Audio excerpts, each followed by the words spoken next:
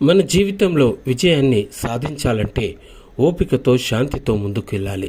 క్రమశిక్షణతో ముందుకెళితే ఎలాంటి సమస్యలు వచ్చినా పరిష్కరించుకోగలం. అయితే చాణక్యుడు మన జీవన ప్రయాణంలోని కొన్ని అలవాట్లను దూరంగా ఉంచాలని అప్పట్లో సూచించాడు. సమయం చాలా విలువైనది, ఒక్కసారి పోతే తిరిగి రావడం అసాధ్యం. కాబట్టి ప్రతి నిమిషాన్ని ఉపయోగకరంగా మర్చుకోవాలి. సమయపాలన లేకపోతే విజయం దూరం అవుతుంది. లక్ష్యం చేరుకోవాలంటే అనవసర పనులు మానేసి ప్రతి క్షణాన్ని తెలివిగా వినియోగించుకోవాలి. అహంకారం మన జీవితాన్ని వెనక్కి లాగుతుంది. వినయం లేని వ్యక్తిని సమాజం అంగీకరించదు. సాధారణంగా అహంకారంతో ఉండేవారు ఒంటరైపోతారు. కాబట్టి ఎప్పుడూ నిగ్రహంగా వినయంగా ఉండటం చాలా మంచిది. మనం ఎంత నేర్చుకున్నా నేర్చుకోవాల్సింది ఇంకా ఎక్కువే. కోపం వలన మన ఆలోచనలను మసకబారిస్తుంది. అసహనం, ఆవేశం వల్ల తీసుకునే నిర్ణయాలు తర్వాత పశ్చాత్తాపానికి దారితీస్తాయి.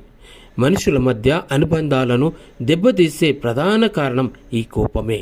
కాబట్టి సహనాన్ని అలవర్చుకోవడం, ప్రతి పరిస్థితిని సున్నితంగా సమర్థించుకోవడం ఎంతో అవసరం.